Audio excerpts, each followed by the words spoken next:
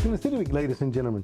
Today I am being joined by ladies from the Junior Service League that will be promoting and talking about the upcoming attic sale. To my far left here, I have a lady that a lot of us already perhaps know from days gone by. We have Andrea Lovejoy, and then seated immediately to my left, I have Brittany Calhoun. Ladies, welcome to the show. Thanks, Al. Well, Andrew, you know, you and I can go back a little bit. We were reminiscing before we came on. Go way back. Your son was one of my dear role models from years ago. A great young man has gone on to become an attorney here in our community. And I just want to say thank you for allowing him to be a part of my role model team back in the day. Well, yeah, and Andrew, so, you know, you and I can talk a little bit. So I'm going to start out with Brittany, if you don't mind, okay? Brittany, would you mind telling us a little bit about yourself? Well, I'm from LaGrange. I'm LaGrange transplant. I've been in LaGrange since 2002, work at the hospital. Been there since '02. My husband works at LaGrange House since '02. We have 4 children, 3 boys and 1 girl. Oh my, okay. So we're very active within the community and started with Junior Service League to get more involved with community and give back with community, to volunteer. And have enjoyed every minute of it. One of the main things that I really enjoyed is getting to do the attic sale, because attic sale does allow the Service League to give back to the community in so many ways. Okay, well, very good. And for those of us that have been here in LaGrange for a long period of time, we've seen this attic sale, and I think it's moved around a little bit. The Parks and Recreation on Lafayette Parkway, the old Westbrook, and this year you guys are going to be in a new location. We'll get to that in just a moment. But Andrew, tell us, if you don't mind, a little bit about the Junior Service League. Not a lot, because we want to talk a little bit more about the attic sale. The Service League was founded in 1973, and the first attic sale was held in 1974. Okay. So we're coming up on nearly 45 years. From the beginning, the attic sale was sort of the signature event of Junior Service League. But the purpose of the league is to promote volunteerism, to help women develop their potential, and to benefit the community by providing, you know, various things through the years, but many activities and many projects that have, I think, made a significant difference in the life of the community. Absolutely. You know, again, I have attended and seen people that have been there, and they say they really have some great things there. I wanted to just talk, jumping into, and Brittany, if you don't mind, tell us where the attic sale will be held this year, and give us the times, if you don't mind. Okay, so it's going to be at the Callaway Conference Center. It's over there, West Georgia Tech, over there by the soccer fields off Whitesville Road. Many of you know where that location is because you have children that have played soccer at one point in time. So we have a pre-sale on Friday the 5th, and that's from 6 to 8 that evening. And so we will actually do price and a half. It's a $5 admission. So if you come in and you pay $5 to be for the admission, and you find an item that's $5, it's price and a half, so that item would be $7.50. Now on Saturday, we will have the sale will be begin at 8 in the morning and go to 1 o'clock in the afternoon. If you want to get a jump start on everybody, but you couldn't make it to the pre-sale, you can pay $5 for admission at 8 o'clock, and you can get in for 30 minutes ahead of people and kind of shop ahead and kind of get a jump start on all the bargains. And then at 8:30, we'll do it's $1 admissions, and then you can come in and you can shop like everyone else until 1 o'clock. Until 1 o'clock. All right. Well, very good. Andrew, what can people expect to find there at the attic sale? Anything and everything. One thing that I think distinguishes the attic sale is that we collect all year round, and people in the community are gracious to donate things. People who move sometimes give us furniture they don't want to take, or estate sales. You know, people give us really fine things. We have a boutique section that is mostly new things or very fine things like art. That are very bargain priced. This year we're adding a vintage table where we'll have collectibles and things from bygone years that, you know, people like to find, and they're sometimes hard to find. But mainly it's basic necessities, a lot of children's clothes, great buys in children's clothes and toys, lots of linens, decorative items. There's just not sporting goods. There's really not much you couldn't find. I go and shop myself, and I'm a gardener, so I buy flower pots and vases. And I had the opportunity to go to the very first attic sale in 1973. I was not a member of the league at that time. We had just moved to town.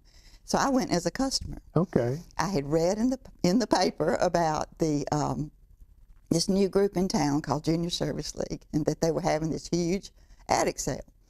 And I was expecting my first child, wasn't working. My husband was with Milliken, and we were on a tight budget, and we got lots of stuff that we needed. So, you know, it's been a great benefit to everybody ever since, I think. But what impressed me that day was the organization, the friendliness and the energy of the volunteers who were there, the abundance of items. And I realized, I said, this group is going to go places. Who knew that it would last for 45 years, that I would actually become part of it at one time, and still am. But you know, it made its mark that year, and a lot of people sort of said that group's pretty much unstoppable, and I think they were right. Very good. You know, I heard you mention the word volunteers a couple of times, Andrea, and Brittany. I'm sure you're volunteering as well, correct? How important is that, volunteers for the Attic Sale? Or is it important, I should say, ask Brittany? It's very important. I mean, we have active members 50, but we have sustainers of, what, 150? And so we work together. I mean, our sustainers are our backbone. Like Ms. Andrea said, it's been 45 years, and without them, we could not put on the Attic Sale, as well as people have donated in the community and all the support they come to at the Attic Sale. Because people come to the Attic Sale and support us, this allows us to put on other events within the community-wide and give back to local organizations. This year, we actually are going to be able to fund 4 different events for our local organizations. We actually currently just did one. We did the book drive for blocks, and we raised almost 2,000 books to give back to just the kids within the community that might not have access to books. We also we're doing a blanket drive.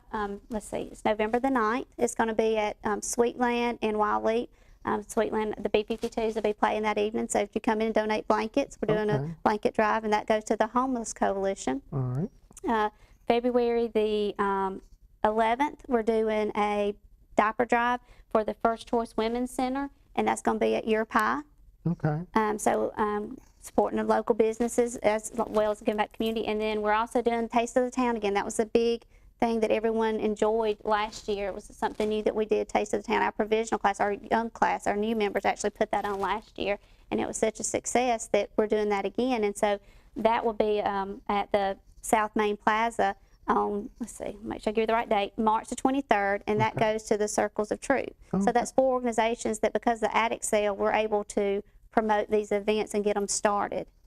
Very good. And like I said, local businesses have helped, community people have came together. So, I mean, it's just, yes, we're volunteering, but we're giving back to the community, and the community comes together as a whole and interacts, and it really, you know, this day and time, I think that's important for people to come together and just volunteer together and help the community. Absolutely. And one of the things, if you hadn't already found out about this community, Brittany, this is a very giving and caring community. And when there's a cause in all of those that you mentioned, you know, the books for Success by Borough, the books, there are 2,000 books, the blanket drive for the homeless, you know, the Taste of Town, the diaper drive, all very, very worthy causes here in our community. And sometimes, you know, I think it's just those little things that we can do to really, you know, bring a smile to a person's face, you know, and just it really helps to brighten up their day. And I wanted to ask, I want to go back to Andrea again. 45 years, and you've been involved, not that long, but it's been going on pretty much. What are some of the unique things that you all have seen donated over the course of time, you think?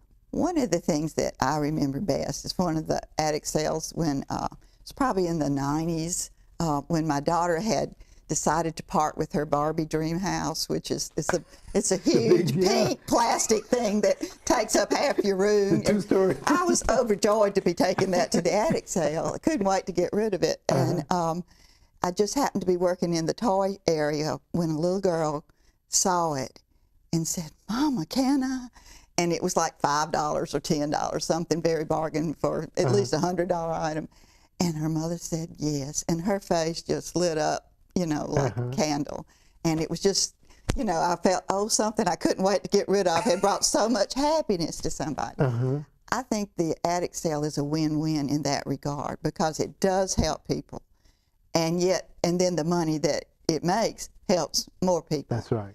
And then the working on it as volunteers helps us. So we get as much out of, I think, the camaraderie, the joy of doing for others. And you learn a lot of stuff.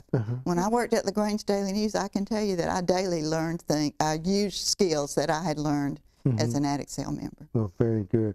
And you know, you kind of alluded to, and I know Andrea, Brittany, you was telling us about these programs. So the proceeds from the sale goes to help with these programs that you all just talked about, right? That's right. Now, let me ask you: do you all set a goal each year as far as what you hope to raise, or how does that? As much as we can, I think. Okay. Yeah, it varies a little bit from year to year. The first attic sale made about $10,000, which was miraculous in 1974. We make about twice that now, but you know, it varies a little bit from year to year. Okay. So no, I don't know that we have a goal. Just get as much stuff as you can put into Callaway Center. Okay. It will be filled. That huge 25,000 square foot room, you will be full. Okay. Very good. And then more because the furniture and stuff is in another area. In an area. Okay. Now let me ask you: if there was somebody that was looking, they wanted to donate items, I know that it's going to be on the 6th. Are there any items that you all just can't accept as far as things to go into the attic sale that you all can think of? Well, weapons and okay. alcohol. You know, the same things you wouldn't put out in your own house if you were having a garage sale. Mattresses, we can't mattresses, car seats, because you know they do expire. Okay. Anything like that. But I mean, we accept anything: bicycles, pots and pans. Somebody donated a minivan this year, so we will have a minivan there. Okay. Any, like Miss Andrea said, we have like arts, that you know, brand new boutique items, antiques. Yeah. I mean, I have artwork hanging in my home that I bought at the attic sale. Okay. But this year we had drop-off days where people came and brought items that they were cleaning out or wanted to get rid of. And a lady came and she was piling this artwork up. And I admired one piece of it. And she said, "Oh, I bought that at the attic sale about 20 years ago. It's been in my dining room, but we're making a change." So, you know, she brought it back after 20 years. It's vintage now. That's right. Absolutely. Well, as we close out, Brittany, if you don't mind, tell us the date, times, and location once again, so our viewing audience will hear that one more time, if you don't mind. Okay, it's the Callaway Conference Center. Pre-sale is this Friday, October 5th, from 6 to 8, and then the sale date will be Saturday, October the 6th, from 8 until 1 o'clock. Okay. Well, ladies, I know that the community once again will come out and support the attic sale. This is an annual event, and I know that it's very well known in the community. So I just know that they will come out and support, and we'll exceed that fictitious goal that we have, and just be able to support those organizations and those causes that you all have laid out here. So thank you both for being on the show today. Thank you for helping us promote this worthy cause. Thank you so much. Ladies and gentlemen, stay tuned for more City Week in just a moment.